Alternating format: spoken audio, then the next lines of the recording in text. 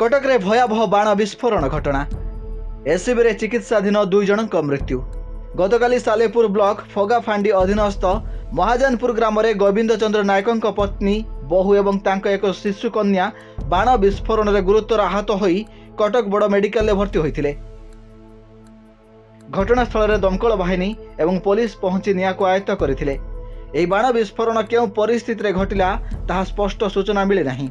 बाण भिड़ा जाउथुवा बेले विस्फोरण घटिथिला ना घरे मौजूद थिबा बाण असावधानता हेतु निया लागि विस्फोरण घटिछि ताहा पुलिस तदंत आरंभ करिछि। एही घटना रे पुलिस निज आडु मामला रुजु करिछि। दोषींक विरुद्ध रे कड़ा कार्यानुष्ठान निया जिवो बोली कहिसंती कटक डीसीपी। जहार भी से भीतर संपत्ति बाहर तांका अगेंस्ट रे भी हमें एक्शन लेबो।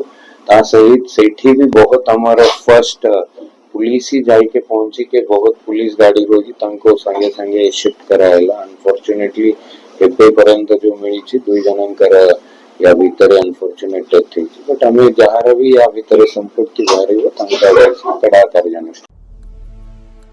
कटकरू प्रभु कल्याण पालंक रिपोर्ट, धरित्री लाइव। एही भिडियोटी आपनकु केमिति लागिला कमेंट करि जणांतु। धरित्री लाइव रो यूट्यूब एवं फेसबुक चैनल को सब्सक्राइब करंतु। अधिक खबर पई लॉगिन करंतु www.dharitri.com।